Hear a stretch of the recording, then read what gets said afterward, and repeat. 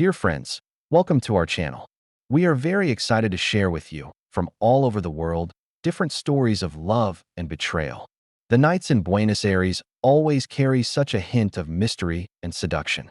In the city's most upscale Palermo district, twinkling lights illuminate sophisticated hotel lobbies. Matteo stood there, wearing his only tailored suit. He watched his wife, Elena, talk to her boss, Francisco, in the other corner. She was smiling so brightly, her fingers running through her hair every now and then, lightly touching the necklace around her neck that he had given her. It was a gesture he knew all too well. It was a habitual one when she was nervous but aroused. "Are you okay?" His friend Carlos interrupted his thoughts by handing him a glass of whiskey. "Sure. Why do you ask?" Matteo forced a smile. "You've been staring at your wife and her boss for at least 10 minutes. Carlos said softly. "I'd be worried too if I were you. Francisco's not a nice guy, and he doesn't have a good reputation in the industry, at least with married women." Matteo took a sip of his drink and felt the alcohol burn in his chest. "Elena's not like that. We've been married for 12 years. Carlos shrugged. "Sure, I'm just saying." But Carlos' words were like a thorn in Matteo's side. He should have been happy that his wife was valued at the annual company dinner. Elena worked for 7 years in the marketing department of Estrella's Hotel Group and was finally promoted to marketing director. She reports directly to Francisco, director of regional operations. It was her dream position. As a high school math teacher in an inner-city school district, Matteo knew he would never be able to offer that luxurious lifestyle, the kind of world she touches every day at work. Matteo and Elena's story began in college.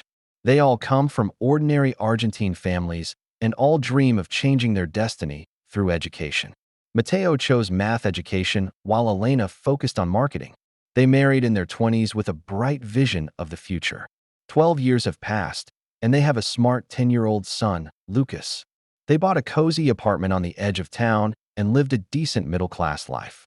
However, as Elena's career in the hospitality industry progresses, Matteo notices a quiet chasm between them. She was introduced to limousines, designer clothes, and Michelin-starred restaurants. And these are things they didn't have in their otherwise simple lives.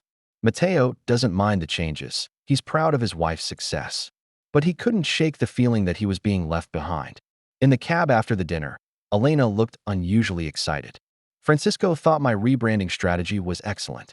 He wants me to lead the new marketing campaign across South America." She was practically glowing. "It means more responsibility and, of course, a higher salary." "That's great, honey," Matteo said sincerely. "You deserve it." He also invited me to join him in Santiago, Chile next week for a regional conference. She continued, "It's a huge opportunity for me to get access to the top of the group." Matteo nodded, ignoring the twinge of inner turmoil. "What about Lucas?" "I have finals that week and can't take care of him." "I already thought of that. My mom said she could come and stay for a few days." Elena answered quickly, as if she had planned everything. Over the next few weeks, Matteo noticed some subtle changes. Elena started setting new passwords on her cell phone and always had it with her after a shower. And her conversations about her work increasingly mentioned Francisco's name. At first, the changes were so subtle that Matteo told herself it was just her way of adjusting to her new role. After the Chile trip, the changes became even more pronounced. Elena began to pay more attention to her appearance, buying expensive new clothes, recoloring her hair, and even starting to work out. She explains that it's a professional image necessity, but Matteo begins to wonder if there's another reason. One evening, when Elena claims to have an urgent work meeting, Matteo decides to help his son prepare tomorrow's lunch. Getting ready to open the refrigerator, he noticed a credit card bill on the floor. It shows Elena spending money at a fancy boutique hotel he's never heard of. This hotel is not owned by the Estrella's Group and is just on the other side of town. Curiosity got the better of him, and he logged into their shared credit card account and started combing through the bills from the past few months. The pattern is clear: lunch at an upscale restaurant, not near her office. Weekday afternoon drinks at the hotel bar. Spending at a local boutique hotel in Buenos Aires on a weekend, she claimed to be traveling to Chile on business. Matteo felt a cramp in his stomach. He didn't want to believe the obvious, but the evidence was there. However, he needed hard evidence, not just speculation. Teachers don't get paid much, but Matteo has been saving frugally for years to prepare his family for the future. Now, With a small portion of his savings, he hires a private investigator. The detective was a friend from his college days and now ran a small investigative firm. I just need to know the truth, Javier, Mateo said calmly, regardless of the outcome. A week later, Javier arrived at Mateo's office with an envelope. It contained copies of photos, timelines, and text message logs, all of which were obtained through legal means. Photos show Elena and Francisco interacting intimately on various occasions, crossing fingers in restaurants, hugging in hotel lobbies, and even kissing in Francisco's limo. "I'm sorry, friend," Javier said, sympathy in his voice. "This has been going on for at least 3 months, according to my observations." Mateo sat there, feeling the world crumble around him. He remembered one of Elena's recent lies. Said she was going to Mendoza for a 2-day work seminar, and Javier's photos show her with Francisco in his apartment in the wealthiest part of the city. "Does he know she's married?" Mateo asked, his voice surprisingly calm. "Of course," Javier replied. "In fact, according to my sources, he seems to be particularly fond of courting married women. It's kind of a power play for him. His former assistant told me that Francisco was keen on conquering women he thought belonged to other men." The words stabbed like a knife into Mateo's heart. Not just Elena's betrayal, but Francisco's deliberate desecration of their marriage and his complete disrespect for Mateo as a husband and a man. "What are they saying about me?" Mateo asked, his voice almost a whisper. Javier hesitated, then pulled out his cell phone and played a recording. This is a secretly recorded conversation between Elena and Francisco in a restaurant. "Does your husband never doubt?" Francisco's voice had a distinctly mocking edge to it. Elena laughed softly, a sound that pricked Mateo's ears. "Mateo, he's too busy with his math equations and student work to notice anything. He's a nice guy, but—" She paused. "He doesn't understand what I want out of life. Not like you." "What about the boy? Lucas? He's at school or at various activities almost all day. Besides, kids adapt easily to change." Mateo signaled Javier to stop playing. He had heard enough. "Is there more?" he asked, feeling his mouth go dry. Javier nodded. "I understand they're planning a weekend trip to Punta del Este, Uruguay next week. Did Elena tell you?" "She said she was going to a conference in Sao Paulo, Brazil." Mateo replied calmly. Back home, Mateo behaved as he always does. He helps Lucas with his homework and talks to Elena about the daily chores of school. Pretend you don't see her checking her phone every now and then. Pretend you don't notice the distraction in her eyes. He even expressed his support when she mentioned her upcoming trip to Sao Paulo. But deep down, a plan was forming. Not out of anger, but out of a calm, rational resolve. Mateo decides that if Francisco wants to play power games, then he'll soon find out that he's not the only one well-versed in it. Over the next few days, Mateo began to gather information. As a math teacher, he is good at analyzing patterns and solving problems. He examines the corporate structure of Estrella's hotel group, Francisco's career history, and the power dynamics within the company. He also learned that Francisco had a very conservative family background. His wife comes from a politically influential family in Argentina, and he is in the running for the position of regional vice president of the company. Then Mateo began planning his counterattack. First, he reached out to his cousin Martín, who works for a fintech company. Martín is a cybersecurity expert, and while he won't do anything illegal, he knows how to legally access and analyze digital footprints. "I need to know about someone's business dealings and communications, but it has to be completely legal," Mateo explained. Martín thought for a moment. "Public information can tell us a lot. I can teach you some legitimate ways to do that." Over the next week, Mateo learns how to monitor a company's stock information and analyze public financial reports, and how to use social media to gain insight into business relationships. He also reconnected with old friends from his college days, some of whom are now influential in journalism and business. When Elena leaves for the so-called Sao Paulo meeting, Mateo begins to execute his plan. His first step was to contact a member of the Estrella's group board who happened to be the father of one of his former students. "Mr. Rodriguez, thank you for taking the time to see me," Mateo said calmly in a quiet cafe. "I have some information about behavior that one of your company's executives may be engaging in that could be damaging to the company's reputation." Mr. Rodriguez frowned. "Please continue." Mateo pulled out a carefully prepared document. Details how Francisco utilizes company resources for personal activities, how to fabricate meetings on company expense claims, and how to get subordinates to cover for their personal vacations. All of this information was obtained through legitimate public sources, coupled with Mateo's ability to be a careful observer as a teacher. Is any of this supported by evidence? Rodriguez asked, visibly shocked at the information. Every single one of them. Mateo replied. And I'm sure if your internal audit team looked at specific expense reports, especially the ones about last weekend in Uruguay, they would find more. Mr. Rodriguez was silent for a moment, then nodded. I understand. I will take care of this, but it must be done discreetly. Mr. Francisco has strong influence in the company. Of course. Mateo said, I completely understand. Mateo then contacted a financial reporter he knew with a tip about Francisco's possible financial improprieties. It's not libel. He's just pointing out some anomalies in the public record that warrant further investigation. Finally, he sent an anonymous email to Francisco's wife, Victoria. Attached is a photo of his wife and Francisco on a beach in Uruguay. The photos were found through publicly available social media hashtags, not through privacy invasion tactics. Mateo isn't ashamed of his behavior. He didn't lie, he didn't slander, and he didn't do anything illegal. He simply presented the truth to those who needed to know. Elena returned from Sao Paulo, looking tired but satisfied. Mateo greets her as usual and asks how her trip went, even though he knows where she went and who she was with. Smooth. She replied briefly before changing the subject. How's Lucas doing at school? Very good. Mateo replied. He got a perfect score on his math test. Life seems to be back to normal, but Mateo knows a storm is coming. He just needs to be patient. 3 days later, the storm erupted. Elena gets an urgent call asking her to go to the office immediately. When she came home, her face was pale and her hands were shaking. What happened? Mateo asked with concern, even though he already knew the answer. Francisco is suspended. Her voice was almost a whisper. There were allegations that he misused company funds and resources. There were internal audits. And the media got involved.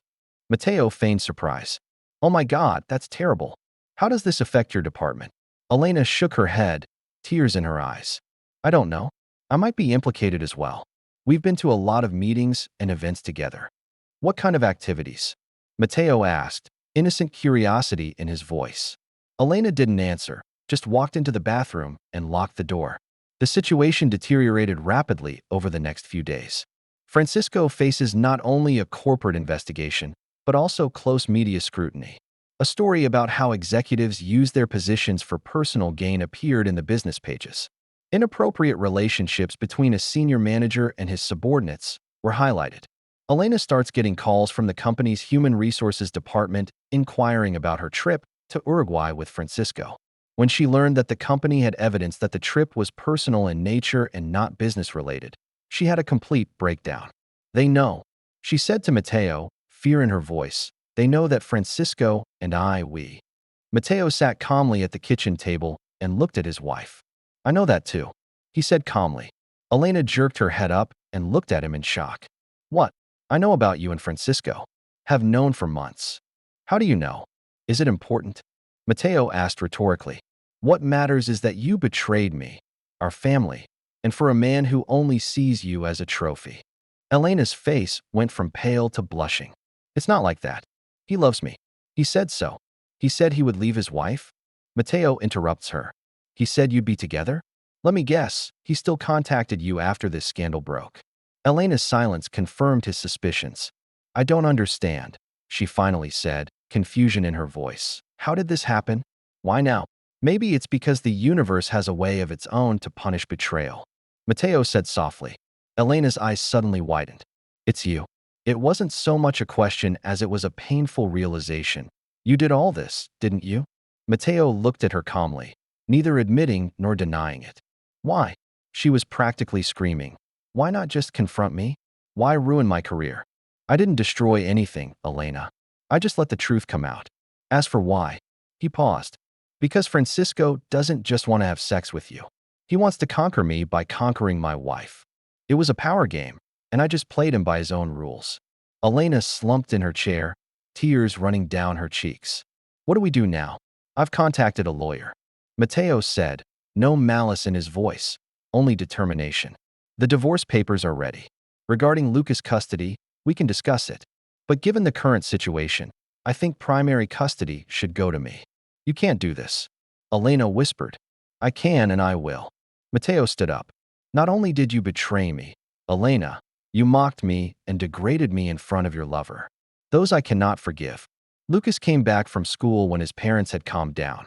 Prepare a rehearsed explanation of their decision to spend some time apart. The boy looked confused and hurt. But Mateo assures him that no matter what happens, they both love him and that will never change. That night, Elena moves in with her sister and Francisco faces his own storm. His wife Victoria took to social media to publicly condemn his infidelity. It caused a sensation in Buenos Aires high society. Not only did he lose his job, he lost his reputation and his marriage. A week later, Mateo received an unexpected visitor. Francisco himself stood in his doorway, looking haggard. I know you did it. Francisco said, anger in his voice. You ruined my life. Mateo looked at the man calmly. The man who had been so powerful, so arrogant, was now like a wounded animal. No, Francisco, you ruined your own life. I'm just making sure you pay for your behavior. Mateo replied calmly. You treated my wife as a conquest and my marriage as a game. Now the game is over and you have lost. Francisco clenches his fists as if he wants to attack Mateo, but eventually restrains himself. This isn't over. He threatened. Oh, it's over. Mateo replied. Unless you want to face more trouble, I suggest you accept defeat and move on. As Francisco turned to leave, Mateo closed the door, feeling a strange sense of calm. He knew there was a long road ahead, especially for Lucas. Divorce is never easy, especially under these circumstances.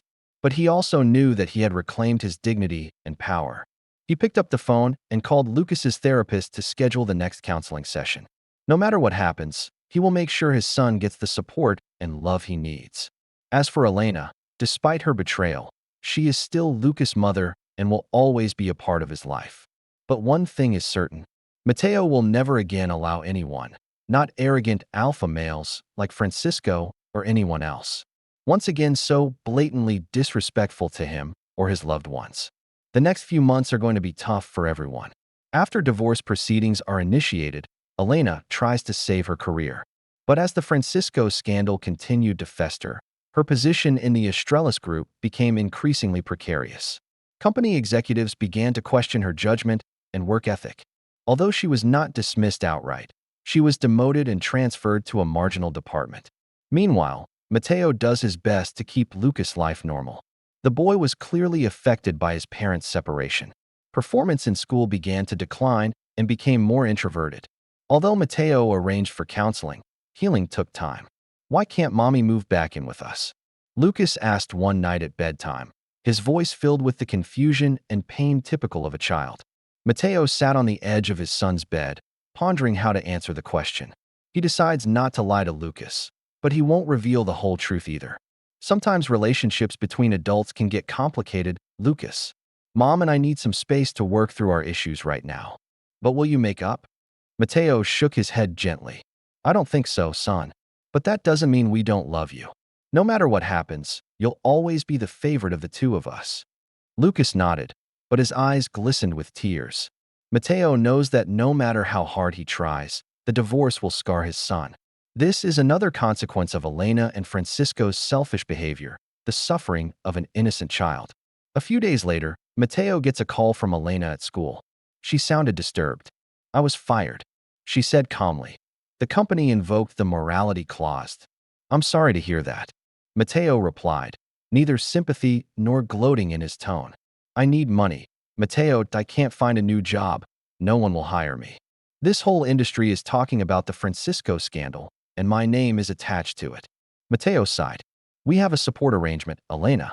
I'll comply with the court order, but that's it. Don't you understand? Her voice became shrill. You caused this. You could have confronted me directly like a man, instead of undermining everything I do in secret like this. Like a man? Mateo asked rhetorically, unable to hide the anger in his voice. When you betrayed our marriage, cheated on me with your boss and laughed at me in front of him, did you consider your responsibilities as a wife and a mother? There was silence on the other end of the line for a moment. Did he contact you? Mateo finally asked.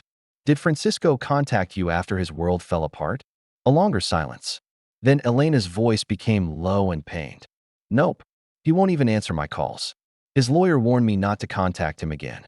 Of course not. Mateo smiled bitterly. He never cared about you, Elena. You were just a pawn in his game of conquest. Once the game is over, the pawn is discarded. You don't know what's going on between us. There was a stubborn defensiveness in Elena's voice. I know more than you think. Mateo replied calmly. I hope it was worth it. Then he hung up. Meanwhile, Francisco's life is rapidly falling apart.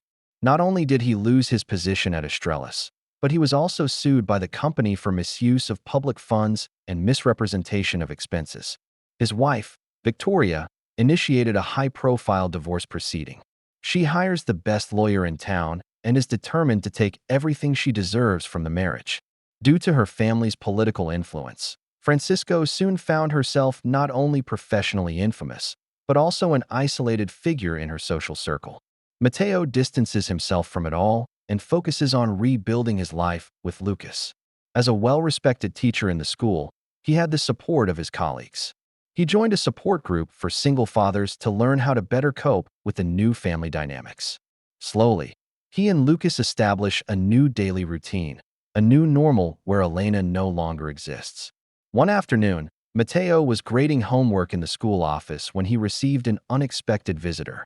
Mr. Rodriguez, he said in surprise, recognizing the Estrellas Group board member. I didn't expect to see you here. The middle-aged man closed the door and looked at him gravely. We need to talk, Mateo. About what? About your role in the Francisco incident. Rodriguez sat down and looked Mateo straight in the eye. The board has completed an internal investigation. We found some interesting patterns. Mateo stays silent and waits. It looks as if someone orchestrated a series of events that led to Francisco's downfall. Rodriguez continued. From an anonymous tip to a media leak to the sharing of information at certain key moments. It's too perfect to be a coincidence. I don't see what this has to do with me. Mateo replied calmly. Rodriguez laughed softly. You're a smart man, Mateo. Maybe even smarter than we first thought.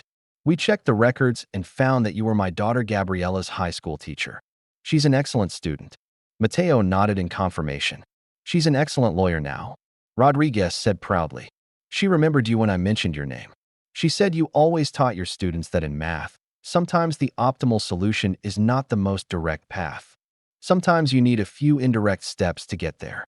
The two men stared at each other in silence for a moment. Francisco is a terrible person, Rodriguez eventually said.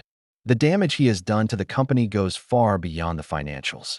For years, he has used his position to build inappropriate relationships with subordinates.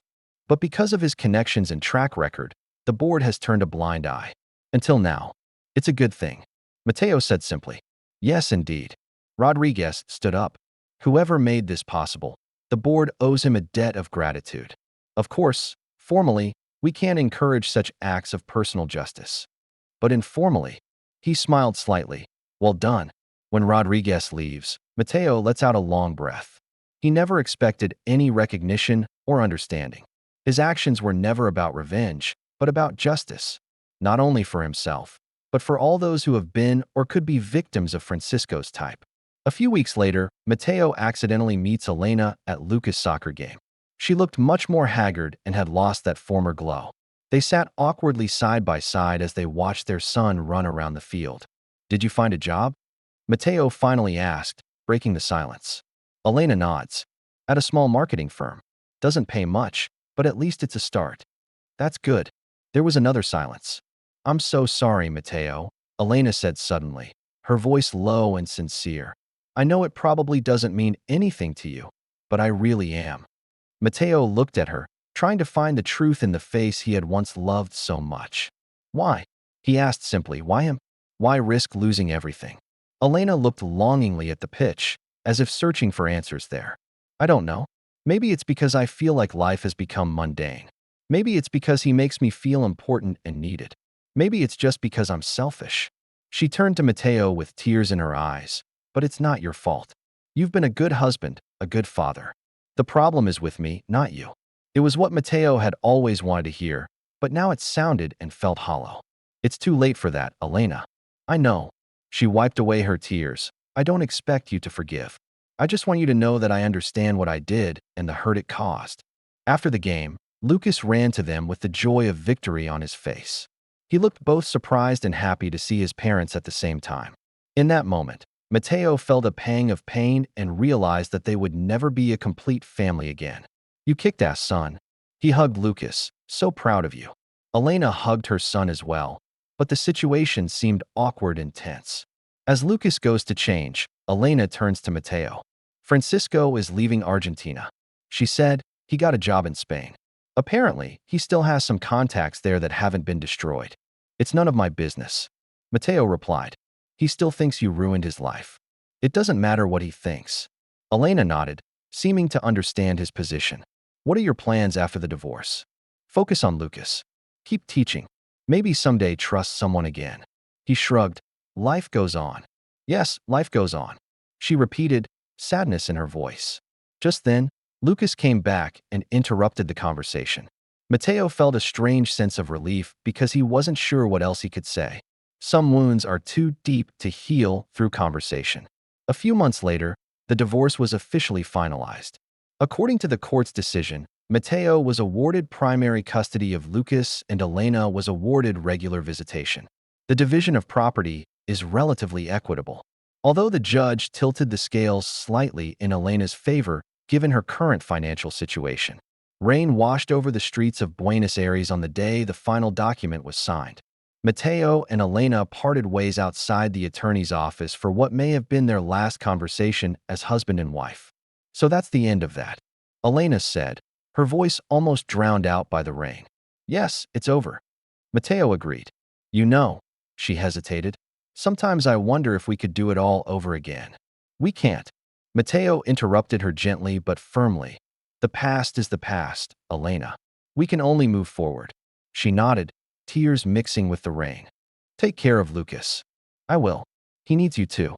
No matter what happens, you're still his mother. I know. I'll do my best to be a good mom. At least that's something I won't screw up again. Mateo felt a strange sense of peace as he watched her walk into the rain and disappear into the crowd. The anger has subsided, and all that remains is a calm acceptance and a determination to move on. 2 years later, life in Buenos Aires moves on. Mateo was promoted to chair of the school's math department and gained the respect of his colleagues and students. Lucas, now 12 years old, adjusted to the new family dynamic. He excelled in school, especially in math and soccer. Elena stabilized and rebuilt her career with her new company, albeit on a far lesser scale and with far less impact. She complied with the visitation schedule and slowly rebuilt her relationship with Lucas, though that innocence and complete trust can never be restored. As for Francisco, his career in Spain is said to have been less than stellar. Without his contacts and influence in Argentina, he found himself just one of many middle managers. Gone is the power and status it once held. His ex-wife, Victoria, remarried an influential politician, and Francisco can only watch her new life from afar on social media. One day, Mateo was grading homework in a cafe in the center of the city when he stumbled across a news story. Astralis Group has announced a new policy: crack down on abuse of power and inappropriate relationships in the workplace. The article mentions that the policy was developed after a series of executive misconduct scandals in recent years. Mateo smiled softly, feeling a calm satisfaction. Perhaps his actions affected more than just his own life. It may also create a safer and more just environment for others. His cell phone vibrated with a text from Lucas asking what was for dinner. This daily interaction, this mundane family moment, now becomes incredibly precious to Mateo. As he walked out of the cafe and toward the faculty parking lot, Mateo was reminded of the storms of the past few years. The pain of betrayal, the satisfaction of revenge, and the ultimate peace of mind. He learned many lessons about love, trust, and self-esteem. Most importantly, he learned that true power lies not in controlling others, but in controlling his own reactions and choices. Francisco wants to degrade Mateo by conquering Elena, but in the end, it was Mateo's calmness and intelligence that gave him the real victory. Downstairs in the apartment, he saw Lucas waiting for him, an expectant smile on the boy's face. No matter what has happened in the past, the future is still full of possibilities. Hey, Dad, Lucas shouted. I got a perfect score on my math test today. Matteo smiled and hugged his son, feeling the things that really matter in life. That's fantastic, son. I knew you could do it. Life goes on, with all its complexity and beauty.